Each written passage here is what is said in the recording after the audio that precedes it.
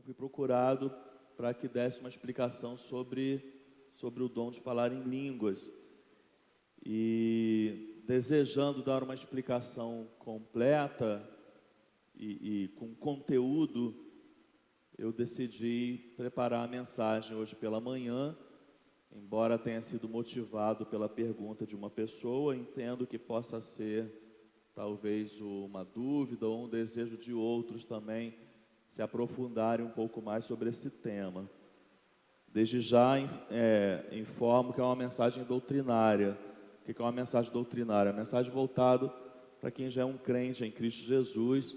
Se houver alguém aqui nos visitando nessa manhã ainda não crente, peço desculpas, porque a mensagem hoje ela tem esse cunho doutrinário. Fica aqui o convite para que você esteja em outras programações, participando conosco. Mas hoje pela manhã realmente a mensagem terá um cunho aí doutrinário. Você é livre para fazer algumas anotações, se você assim desejar. Se você desejar uma cópia do PowerPoint ou do esboço, você fala com a gente também, que a gente providencia para você. Vamos orar ao Senhor? Você pode curvar sua cabeça?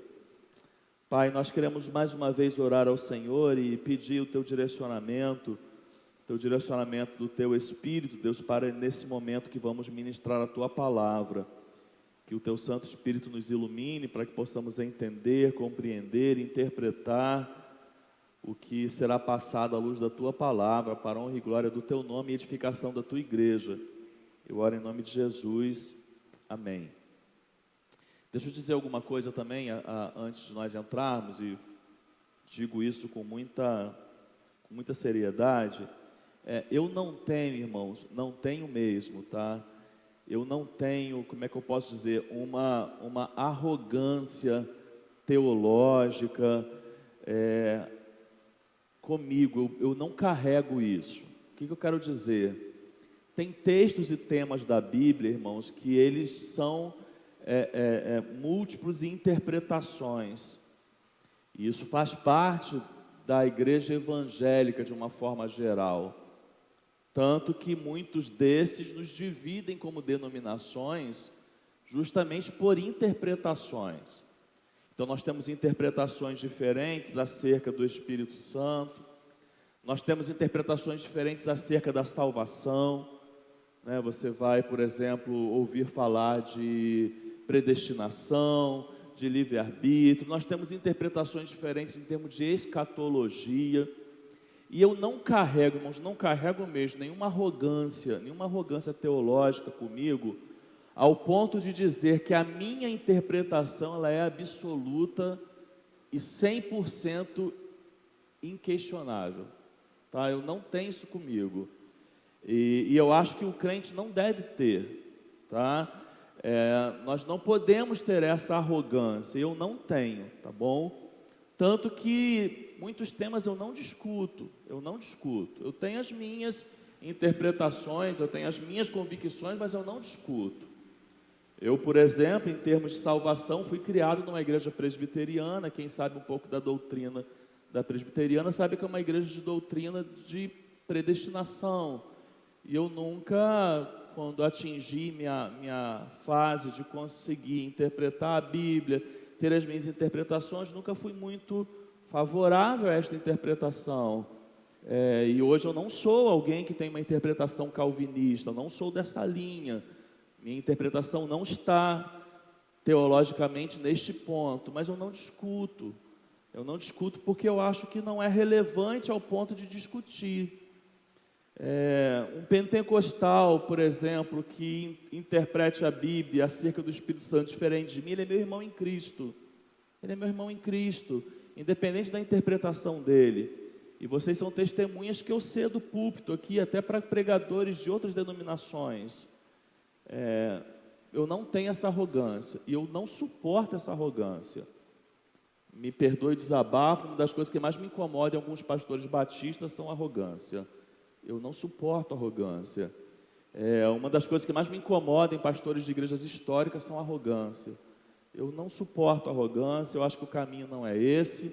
O fato de eu ser pastor de uma igreja histórica não me coloca em posição melhor do que um pastor de uma comunidade, de um pastor de uma igreja neopentecostal, e eu busco respeitar a todos, tá? Eu faço questão de de dizer isso.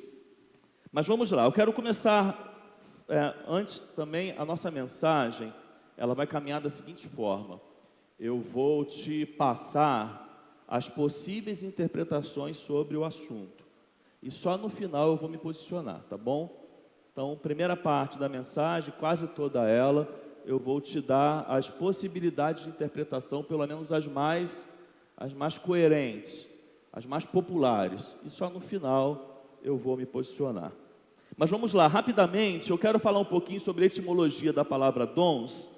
A palavra dons, irmãos, ela é traduzida a partir da palavra grega carisma, tá? E que tem como significado graça, favor, ou seja, dons são graça, são favor. Primeira coisa que nós precisamos entender é isso. Um dom espiritual é algo que nós não conseguimos porque merecemos, tá bom?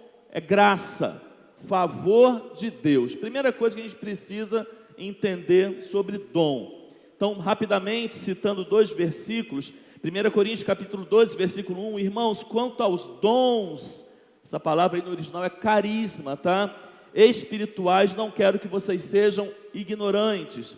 1 Pedro capítulo 4, versículo 10, cada um exerça o dom, o carisma que recebeu para servir aos outros, administrando fielmente a graça de Deus em suas múltiplas formas. Quero definir dons espirituais para que a gente abra esta mensagem tendo uma definição do que são dons espirituais. E trouxe essa definição hoje para a nossa mensagem como dons espirituais. Então, dons espirituais são capacidades e talentos dados a alguém pela operação interna do Espírito Santo. Dons espirituais não podem e não devem ser confundidos com habilidades ou talentos naturais. Uma pessoa nasce com certas capacidades que podem ser desenvolvidas. Por outro lado, dons espirituais não são um produto de nascença, mas do poder do Espírito Santo. Acrescento ainda nessa definição que eles devem ser praticados em maturidade espiritual, unindo fé, sabedoria, bom senso, discernimento e ousadia, e deve ser discernido quando este assunto envolver aqueles que ainda não conhecem a Cristo e sua palavra. Pois conforme 1 Coríntios capítulo 1, versículo 18 nos ensina, a mensagem da cruz é loucura para os que estão perecendo, mas para nós que estamos sendo salvos, é o poder de Deus. Quero estabelecer também, a título de introdução, alguns princípios sobre dons. O que nós precisamos ter como princípios, como pensamos em dons. Isso nós não podemos perder de vista se queremos conversar sobre dons, tá?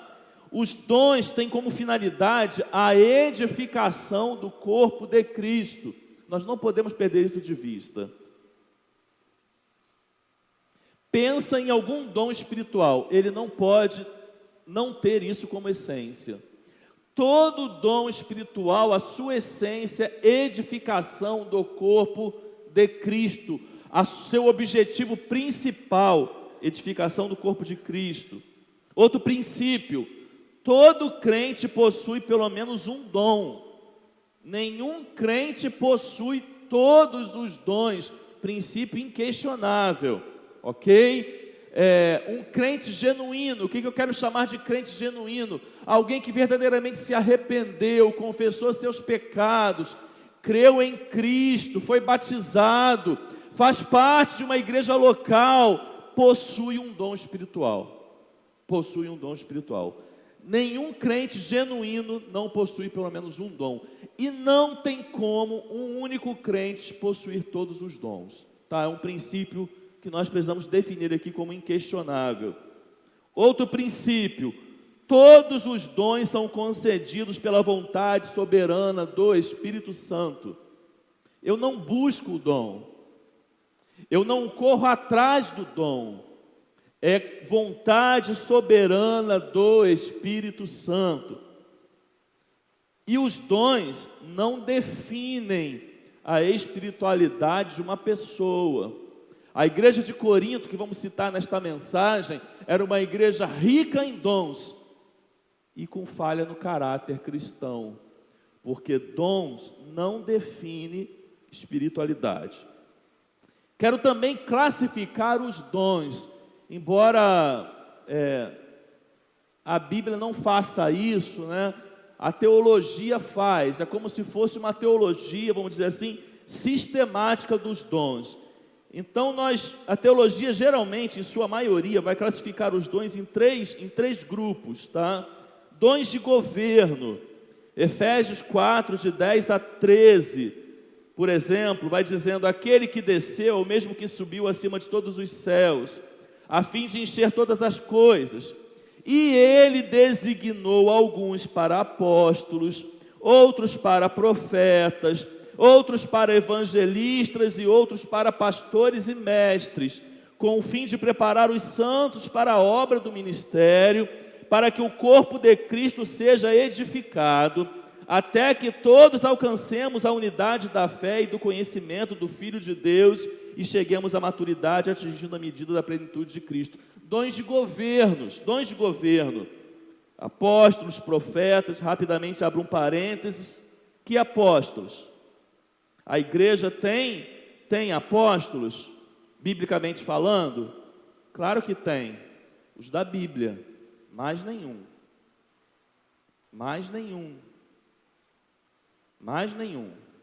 A igreja batista pode dizer que ela tem apóstolo? Pode, os da Bíblia, mais nenhum, tá bom? Profetas, na Nova Aliança, no Novo Testamento, é diferente do que era no Antigo. Não é o caso agora, necessitaria de uma outra mensagem só para a gente pregar sobre profetas. Mas profeta neotestamentário, ele tem muito mais o cunho e a função de um pregador da palavra do que de um adivinhador. Tá? Mas não é o caso de agora, mas que fique aqui com essa observação. Dons ministeriais, Romanos 12, de 6 a 8. Temos diferentes dons de acordo com a graça que nos foi dada. Se alguém tem o dom de profetizar, use-o na proporção da sua fé. Se o dom é de servir, sirva. Se é ensinar, ensine. Se é de dar ânimo, que assim faça. Se é contribuir, que contribua generosamente. Se é exercer liderança, que exerça com zelo. Se é mostrar misericórdia, que o faça com alegria. Dons ministeriais, dons de serviço. E a outra categoria é dons manifestacionais. E aí eu uso 1 Coríntios 12, de 8 a 10, que diz: pelo Espírito a um é dada a palavra de sabedoria, a outra a palavra de conhecimento. Pelo mesmo Espírito a outro fé, pelo mesmo Espírito a outro dons de cura. Pelo único Espírito a outro poder para operar milagres, a outro profecia, a outro discernimento de espírito, a outro variedade de línguas e ainda a outra interpretação de línguas. Então são dons manifestacionais. Então classificamos os dons aqui em três grupos, tá? Não vamos nos aprofundar, apenas como título de introdução. Bom, vamos partir para os pontos principais, que talvez sejam os que mais divergem sobre esse assunto do dom de línguas. Primeiro, diferença entre tradicionais e pentecostais. Existe uma diferença de interpretação daqueles crentes que são chamados de tradicionais, daqueles que são considerados pentecostais. Essa diferença de interpretação, irmãos, está basicamente, a sua raiz é no batismo com o Espírito Santo. Esse é o ponto principal onde se divergem. O crente tradicional, de origem tradicional, ele tem a interpretação de que o crente em Cristo Jesus, ele é batizado pelo Espírito Santo no ato da conversão. Então imagine que estamos aqui pregando, alguém está recebendo a palavra, ouvindo a palavra, creu na palavra, o coração e a mente entenderam aquilo, ela se converte. No momento, no ato da conversão, ela é selada com o Espírito Santo. Essa é a interpretação de uma linha tradicional.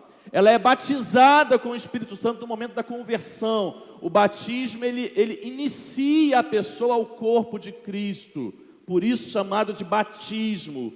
Recebe o Espírito Santo, é batizada com o Espírito Santo no momento da conversão. o pentecostal interpreta diferente. A pessoa se converte, tem um momento que pode demorar um prazo pequeno ou longo, em que ela ainda vai ser batizada com o Espírito Santo. Esse batismo obrigatoriamente vai ter que vir com a manifestação do falar em língua, e todos precisam buscar isso. Essa é a interpretação da origem pentecostal. Logicamente que em sua maioria, né, irmãos? Hoje vocês sabem que mais existem são ramificações variantes, né? Que vão surgindo, e cada um pega uma interpretação de uma, interpretação de outra, mas eu estou falando de igrejas históricas, tá bom? Igrejas históricas. Raiz, né? Como a gente costuma dizer no popular. Existe também o neopentecostal, e eu precisaria de muito tempo também para falar de costumes neopentecostais, mas pensando no Espírito Santo, a maioria dos neopentecostais interpreta igual os pentecostais, em relação ao Espírito Santo. Nós somos, você não sabe, por exemplo, nós somos tradicionais, você não precisa ter vergonha de dizer isso, tá? Nós somos crentes tradicionais. A palavra tradicional, ela não traz nenhum significado negativo. O que nós aprendemos na vida cristã que não é saudável é o tradicionalismo, não a tradição. Tá? A tradição é algo bom, tradicional não é algo ruim. Tá? Nós somos crentes tradicionais. E a interpretação de um crente tradicional a respeito do Espírito Santo é que a pessoa recebe o Espírito Santo e é batizada pelo Espírito Santo no momento da conversão. Ok? Essa é a interpretação de um crente de origem tradicional. Mas para você ver que o negócio não é tão simples, dentro, por exemplo, até dos tradicionais, existe aqueles que são cessacionistas e existem os continuistas. Não é sensacionalista não, tá, irmãos? É cessacionista. O que é o cessacionista? Vem da palavra cessar. O cessacionista, ele vai interpretar que alguns dons que, mesmo tendo sido úteis no início da igreja, eles não são mais vivenciados hoje, eles cessaram. Os continuistas vão entender que, mesmo havendo exageros ou interpretações, às vezes não sendo tão coerentes com a palavra de Deus, os dons continuam, foram e permanecem úteis ao corpo de Cristo. Então essa é a diferença também entre cessacionistas e os continuistas. Uma outra dúvida e outra divergência é línguas humanas e idiomas ou línguas misteriosas. O que acontece quando nós lemos um texto bíblico que fala sobre manifestação do falar em línguas? Essas línguas são humanas ou são línguas misteriosas? Alguns vão dizer que são línguas dos anjos. Isso também é um outro ponto que se diverge. E também há divisão dentro disso. Tá? Vamos lá. Para alguns, são todas línguas humanas. Para alguns, todas línguas humanas. Então, Atos 2 e todos os outros textos que falem sobre manifestação do falar em línguas são línguas humanas. Deixa eu explicar aqui. A maioria tem uma forma de olhar para Atos 2 diferente dos outros textos que falem sobre manifestação de línguas, tá? Principalmente o que está lá em Coríntios. Mas quem entende, e há quem entenda que é tudo línguas humanas, vai entender que lá em Atos 2, quando o Espírito Santo vem sobre os 120, porque primeiramente ele vem sobre os 120, só depois que Pedro prega, as pessoas se arrependem, confessam sobre os seus pecados, que vem sobre os outros. Mas lá em Atos 2, quando vem sobre os 120, tendo ali naquele lugar várias pessoas de vários lugares do mundo, e o Espírito Santo concede línguas àqueles que estavam ali, eles começam a falar em línguas, em idiomas, segundo essa interpretação, ao ponto que aqueles que eram de vários outros lugares entendem que ali eram dialetos, línguas desconhecidas por quem falava, porque nunca haviam estudado aquele idioma, mas o Espírito Santo os deu condições de falar, ao ponto que os outros pudessem entender. Então, o que ali eram línguas humanas, idiomas, Todos os textos que se passam por Atos também são idiomas, e o que Paulo fala lá em Corinto, no capítulo 12, sobre dons, e no capítulo 14, quando ele exorta a igreja, porque estava usando o dom de forma errada, são todos idiomas, segundo a interpretação desse grupo. Então hoje poderia, segundo esse grupo, ter, eles dizem, poderia, desde que seja nesse molde. Você nunca estudou uma língua, o Espírito Santo vem sobre você, te faz falar uma língua que é humana, desconhecida para você, por causa de um propósito dele que alguém entenda. Então não tem dificuldade que haja o dom de língua, desde que seja desta forma. É o que vai pensar quem entende que é tudo língua humana. Mas há aqueles também que interpretam que são tudo línguas misteriosas, e não tem língua humana.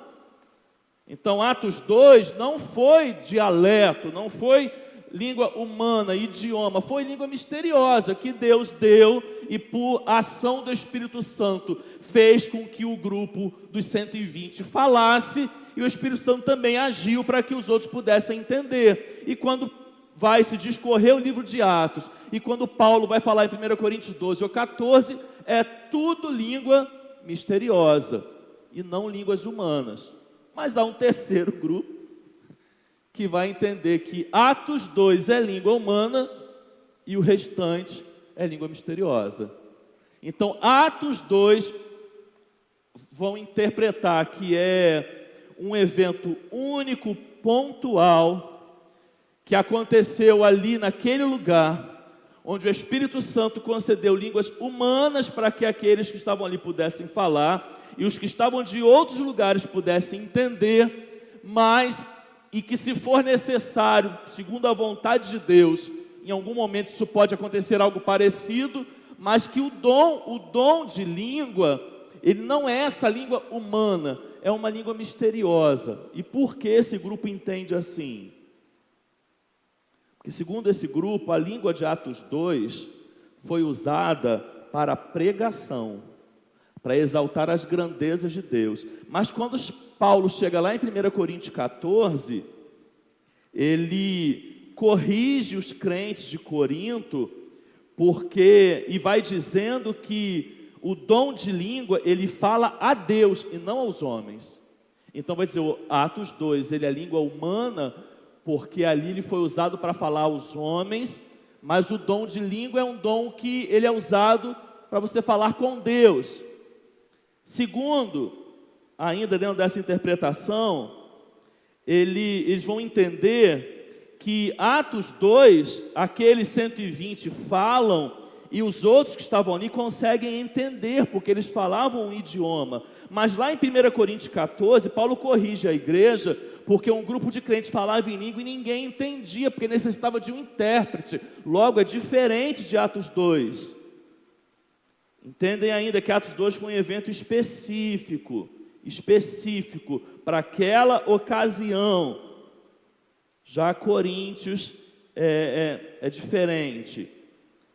Atos 2, ainda dentro dessa interpretação, evidencia que aqueles que falavam estavam cheios do Espírito Santo, porque a Bíblia diz isso. Só que lá em Coríntios, Paulo vai dizer e vai colocar o dom de falar em língua muito abaixo dos outros, dizendo inclusive que ele não é sinal de espiritualidade. E a própria igreja de Corinto não era espiritual, embora tivesse o dom. Então vão entender que Atos 2 é diferente dos outros textos. Ok, até aqui, irmãos? Vamos aos textos bíblicos agora que abordam sobre o falar em línguas. Primeiro, lá em Marcos, capítulo 16 e 17, nós vemos uma profecia, uma palavra profética de Jesus, dando sinais do que iria acontecer. Quando ele vai dizendo, estes sinais acompanharão os que crerem. Em meu nome expulsarão demônios, falarão novas línguas. O outro texto é Atos capítulo 2, texto clássico, descida do Espírito Santo, quando vai dizendo, chegando o dia de Pentecoste, estavam todos reunidos num só lugar. De repente veio do céu um som como de um vento muito forte, e encheu toda a casa na qual estavam assentados, e viram o que parecia línguas de fogo, que se separaram e pousaram sobre cada um deles. Todos ficaram cheios do Espírito Santo e começaram a falar noutras línguas, conforme o Espírito os capacitava. Havia em Jerusalém judeus tementes a Deus, vindos de todas as nações do mundo. Ouvindo-se este som, ajuntou-se uma multidão que ficou perplexa, pois cada um os ouvia falar em sua própria língua.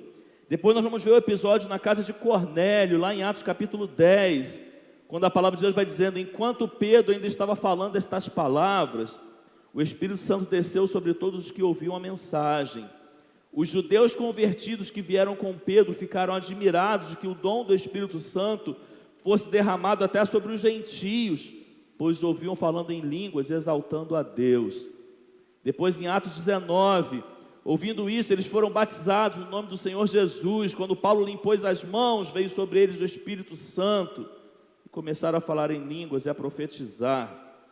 Depois nós temos 1 Coríntios 12, que fala: pelo Espírito a um é dada a palavra de sabedoria, a outra a palavra de conhecimento, pelo mesmo Espírito a outro fé, pelo mesmo Espírito a outro dons de cura, pelo único Espírito a outro poder para operar milagres, a outro profecia, a outro discernimento de espíritos, a outro variedade de línguas e ainda a outro interpretação de línguas.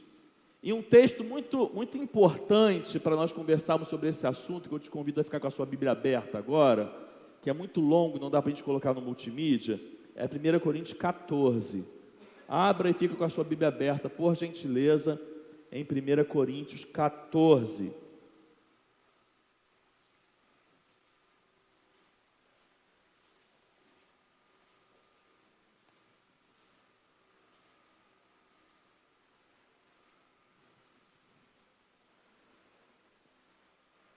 Se você estudar um pouquinho sobre a igreja de Corinto, você vai ver que uma marca desta igreja era a imaturidade, tá bom?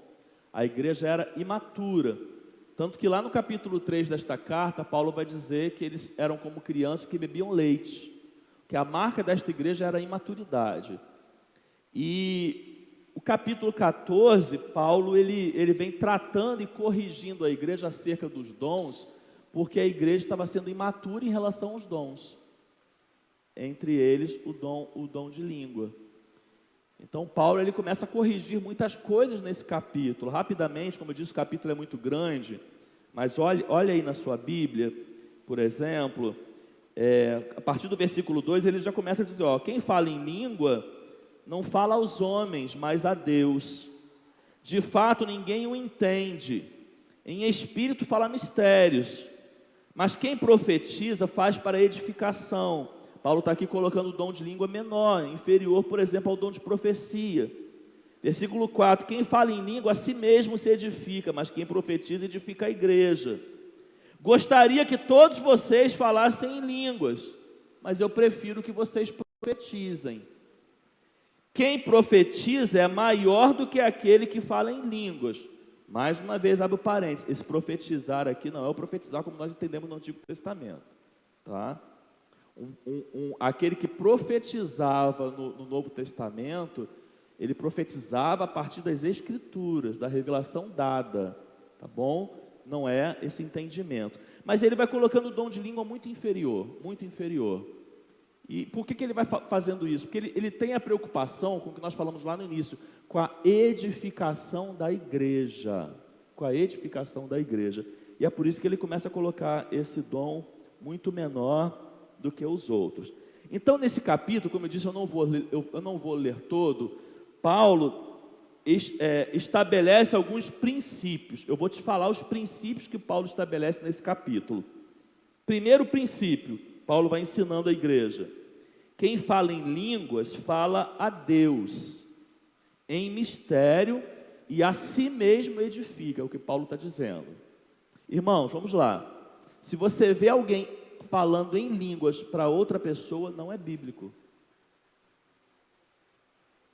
Primeiro ponto. Se alguém diz que está falando em língua, está falando para outro, não é bíblico. Não é bíblico como dom de língua. Quem fala em língua, está na Bíblia, fala a Deus. A Deus. Isso traz um entendimento, irmãos, que é muito mais algo voltado para uma oração, para uma adoração ali sua com Deus, do que para o culto público. Está aí nos versículos 2 a 4. Outro princípio que ele estabelece: o dom de línguas é menor que os outros, sobretudo de profecia. Não quer dizer que ele seja sem importância, não é isso que Paulo está dizendo, mas está dizendo que é menor, está aí no versículo 5. Outro princípio que Paulo estabelece: nem a mente do que fala entende, a não ser quem tenha também o dom de interpretar. Pode ser que a pessoa fale e nem ela mesma entende, se ela não tiver o dom de interpretar. É um outro princípio que Paulo está estabelecendo nesse capítulo. Outro princípio que ele estabelece, que o dom de língua não é êxtase. Não é êxtase, irmãos. Ele não arrebata a pessoa fica incontrolável, sem saber o que está fazendo. É isso que ele está dizendo. Ele é feito com entendimento. Entendimento. Não se perde o entendimento. Na igreja, vai dizendo Paulo, é melhor falar 5 palavras que se entenda, do que 10.000 que não se entenda. Aonde que ele está dizendo? Na igreja. Na igreja, no culto público, é para isso que ele está corrigindo a igreja. Que deve-se tomar cuidado com o não crente, para que ele não se escandalize. E ele vai dizendo, as pessoas, ele chega a dizer aí no versículo 23, as pessoas vão pensar que vocês estão loucos. É isso que ele está dizendo. Se entra um não crente num culto público e vê um movimento desse aí, desnecessário, feito de uma forma que não deve ser, vão achar que vocês estão loucos.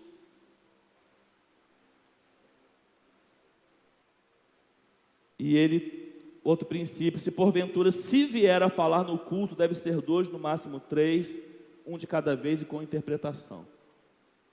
Fora isso, não deve ser falado. Ok, até aqui, irmãos?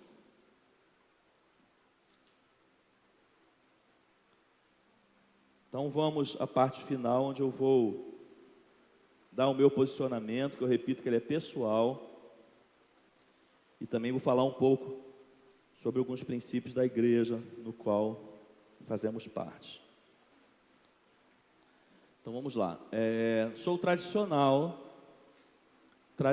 porque interpreto a palavra de Deus sobre o batismo do Espírito Santo, que o batismo do Espírito Santo acontece no ato da conversão. A base bíblica que eu uso para isso, se você também quiser, é Efésios capítulo 1, versículo 13. Essa é a base bíblica que eu uso para defender que o batismo acontece no momento da conversão. Efésios capítulo 1, versículo 13, tem aí? Eu coloquei no multimídia? Não? Você pode pôr para mim, Efésios capítulo 1, versículo 13? Essa é a base bíblica que eu uso para me considerar, alguém tradicional em relação ao batismo com o Espírito Santo. Quando vocês ouviram e creram na palavra da verdade, o evangelho que os salvou, vocês foram selados em Cristo com o Espírito Santo da promessa. Então essa é a base bíblica que eu uso para me definir como alguém que crê que um crente ele é batizado, selado, recebe o Espírito Santo no ato da conversão. Logicamente, o dom, para mim, então, do falar em línguas é algo que não necessariamente todos vão ter, porque não tem como uma única pessoa ter todos os dons, tá? Sou continuista e não cessacionista, porque entendo que todos os dons que foram úteis à igreja ainda são. Basta o Espírito Santo entender que necessita para a edificação da igreja. Segundo ponto, que é o meu ponto onde eu me coloco, Atos 2 para mim é diferente dos outros textos. Atos capítulo 2 para mim é diferente dos outros textos. Para mim, Atos 2 é idioma. Para mim, os outros textos são línguas misteriosas. Para mim, tá? Para mim, na minha interpretação. naquilo que eu entendo após o meu estudo sobre a Bíblia. Para mim, Atos 2 é dialeto, idioma, feito com uma única finalidade, com um único propósito. Se o Espírito Santo quiser usar em alguma situação parecida, ele vai usar. Mas o dom de língua, para mim, é uma língua misteriosa e não é uma língua humana, tá? Na minha interpretação, no meu modo de ver. Então, os outros textos, sobretudo de Coríntios, quando Paulo está falando, ele não está falando, na minha opinião, do que acontece lá em Atos 2. Porém, eu não acredito que sejam línguas angelicais. Para mim, não são língua dos anjos. Embora sejam línguas misteriosas, para mim não são línguas dos anjos. Porque quando eu vou também estudar a angelologia, por exemplo, eu vou ver que quando anjos visitaram a terra em relatos bíblicos, eles falarem, as pessoas entenderam. Os relatos bíblicos que se tem de anjos conversando com pessoas, as pessoas entenderam. E o único texto que poderia ser usado para dizer que é a língua dos anjos, que é 1 Coríntios 13, para mim não diz isso. Porque 1 Coríntios 13, capítulo 1, vai dizendo: ainda que eu fale a língua dos homens e dos anjos, se não tiver amor, seria como um sino que ressoa. Aqui, para mim, é uma figura de linguagem. Ainda que eu fosse a lua, eu não faria isso. Ainda que o raio caia agora na minha cabeça, coisas que nós sabemos que não é que impossível, né? O homem já foi à lua, raio cai na cabeça, figura de linguagem. Então, o único versículo que poderia dar base para se pensar em língua dos anjos, para mim ele não me convence, mas continuo achando que é uma língua espiritual, misteriosa, no dom do falar em língua, que é diferente de Atos 2. Minha interpretação. Zelo, sobretudo como pastor, por um culto racional e por uma igreja avivada.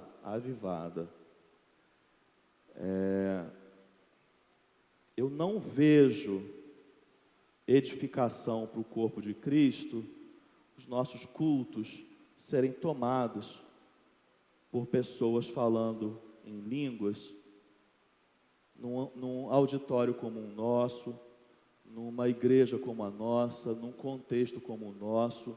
Não vejo edificação nisso. Então, zelo por um culto racional e por uma igreja avivada. Para mim, tão grave quanto cair no erro do exagero é cair no erro da anulação. Para mim, tão grave quanto errar nos exageros espirituais é o viver a vida cristã como se o Espírito Santo não existisse. E acho que vida cristã saudável é vida equilibrada. Zelo pela liberdade de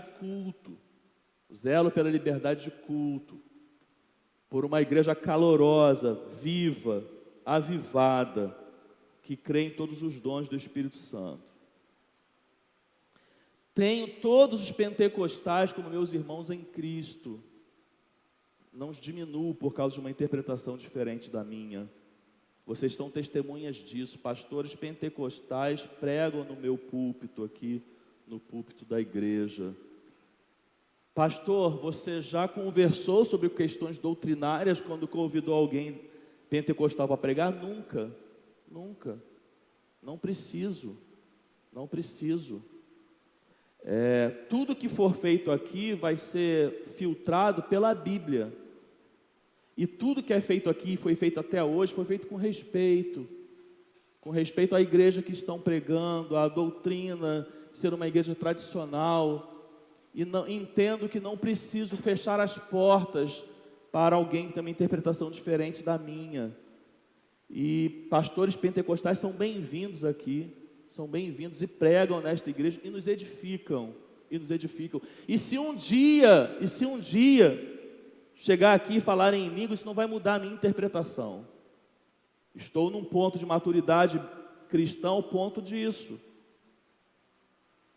Mas por ética e bom senso, confio naqueles a quem eu convido.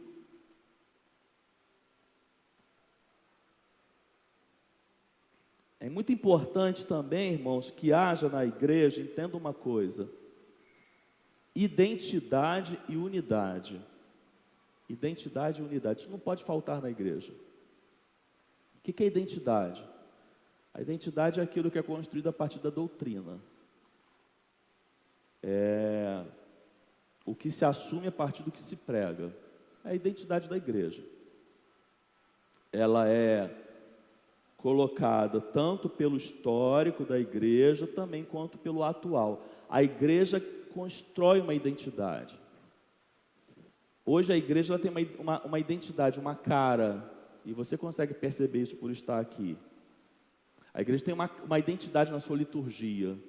É igual às outras? Não, não precisa ser igual. Você vai nas igrejas batistas por aqui, você vai ver uma liturgia igual aqui? Não, não. Isso está ferindo o evangelho? Não. Mas nós temos a nossa identidade em termos de liturgia, de culto. Nós temos a nossa identidade de ministérios. Ministério de mulheres. Em alguns lugares, e batista ainda se chama MCM. Aqui chama de Ministério de Mulheres. Outros estão muito focados em programações da denominação. Nós fazemos outras coisas. Identidade da igreja, identidade. Você vai ver a música tem uma identidade. A mensagem, a forma de se pregar, de expor a palavra, tem uma identidade. A igreja ela tem uma identidade. E é preciso muito entendimento de quem está aqui. Muito entendimento. Porque nós precisamos compreender a identidade da igreja que um dia decidimos fazer parte, ou fazemos parte dela. Porque escolher uma igreja para se congregar, irmão, não é como trocar de roupa, não. Escolher uma igreja para se congregar não é como trocar de roupa, ela tem uma identidade. Ela tem uma identidade. Como eu disse, ela é uma igreja batista. Ela é uma igreja de interpretação sobre o Espírito Santo tradicional. Estou passando uma posição pessoal minha, pastoral, que também é muito importante, porque o pastor é aquele que conduz também a área do ensino na igreja. E temos uma liturgia de culto, de música, de ministérios. Sou eu que tenho que me adaptar à igreja, não a igreja a mim. Todos que têm chegado aqui, têm chegado um grupo bom de pessoas, são muito bem-vindos, mas a igreja não pode se moldar a você. Exemplo, pastor, quase não tem assembleia nessa igreja. Poxa, eu vim de uma igreja batista, tinha assembleia todo mês. A gente fazia assembleia para discutir a tinta que a gente ia pintar o muro da igreja. A gente fazia assembleia para discutir se a gente ia comprar um microfone. Hoje não tem? Não, irmãos, não tem. Não tem, nosso estatuto aqui é outro, ele foi alterado. A igreja tem um conselho. Esse conselho, ele recebe autoridade da igreja. A igreja não deixou de ter autoridade, não. Mas ela delega autoridade ao conselho. E muitas decisões são tomadas pelo conselho e não mais pela igreja. Faz parte da nossa identidade. Ah, mas eu queria tanto que tivesse assembleia todo mês. Volta para a sua igreja. Não estou sendo grosseiro não, irmãos. Não estou sendo grosseiro não. Ah, pastor, eu gosto mesmo de assembleia. Eu gosto de poder dizer e opinar lá sobre os 10 reais que vai gastar. Meu irmão, volta para a igreja que você era. Quem sabe, né? Quem sabe teu pastor está de braços abertos para te receber. Mas nós temos uma identidade. Temos uma identidade. Ah, eu quero que essa programação seja mudada por completo. Eu não gosto assim não. Ah, meu irmão, você teve tempo de ver se você gosta antes de decidir ser membro. São coisas que a gente tem que avaliar. Se eu vou casar, eu tenho que fazer o que na época de namoro? Avaliar. Quem não avalia amanhã, se arrepende. Então, igreja não se escolhe igual se troca de roupa. Não se escolhe igual troca de roupa. Ah, pastor, você fala muito alto quando eu prego, irmão. Procura um pastor que fala baixinho. são coisas que somos nós, irmãos, que temos que nos adaptar. Que nos adaptar. Todos são muito bem-vindos, mas ninguém aqui está obrigando você a ser membro da igreja, não. Ninguém está obrigando a ser membro. Então, é preciso entender isso. Agora, unidade. Porque eu já vi igreja fazer assim, ó. O culto de domingo, ele tem uma cara. O culto de jovem tem outra. O culto de mulheres tem outra. O culto de homens tem outra. Afinal, qual é a identidade da igreja? Um culto é a liturgia de um jeito, o outro é pentecostal, o outro as pessoas dão cambalhota, vira no giraia, faz não sei o que lá. Qual é a identidade da igreja, irmãos? A igreja tem que ter identidade e unidade. As interpretações que nós trazemos de culto para o templo precisam estar comigo na reunião do ministério tal, no culto do ministério tal, em todo lugar. Senão a igreja fica sem identidade, irmãos. Senão a igreja fica sem identidade. Em 1 Coríntios capítulo 14, versículo 32, vai dizendo que os espíritos dos profetas estão sujeitos aos profetas. Pode vir, Aron. Ministério de Louvor, pode vir para cá? Já estou quase encerrando.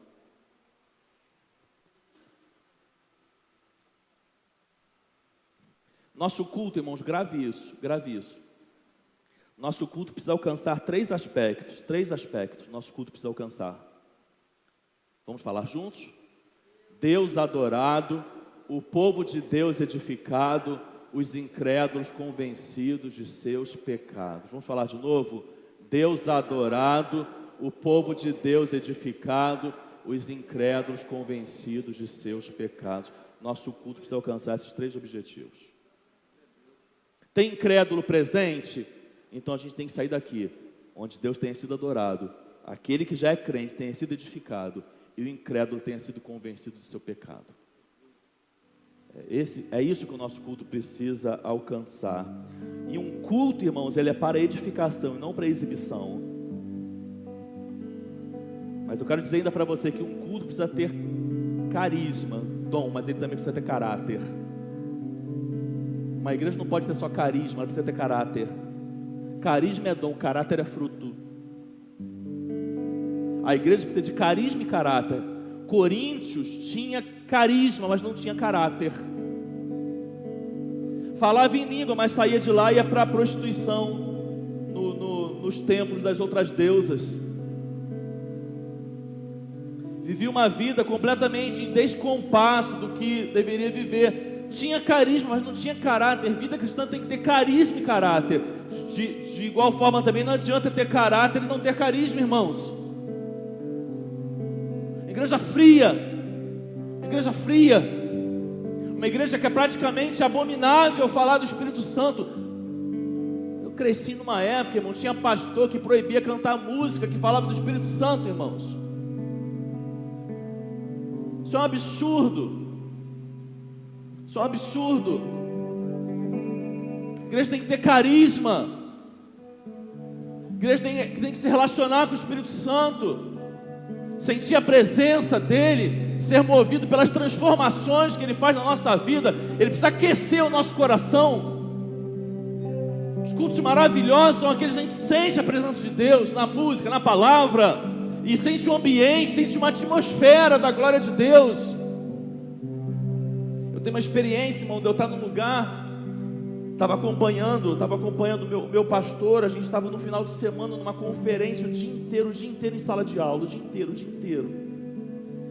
E muita coisa proveitosa, mas já cansado de acordar 6 da manhã o dia inteiro em sala de aula, recebendo mentoria. Eu já não aguentava mais. Aí teve um sábado, vai ter uma vigília dos jovens ali, vamos lá, vamos. Aí fui para a vigília. Parei meu carro no estacionamento, irmãos. Eu estava a uns 500 metros do templo, e lá no fundo eu já ouvia a música. Eu senti a presença do Espírito Santo ali no estacionamento, irmãos. No estacionamento. Cada passo que eu dava, o Espírito Santo me enchia mais da presença dEle. E a atmosfera naquele lugar era uma atmosfera tomada da glória de Deus. Porque Ele é bem-vindo em nosso meio, irmãos. Ele é agente de mudança, de transformação. É Ele que nos concede dons para que a gente possa servir uns aos outros, para que a gente possa abençoar uns aos outros. É Ele que nos concede do seu fruto para que a gente seja transformado.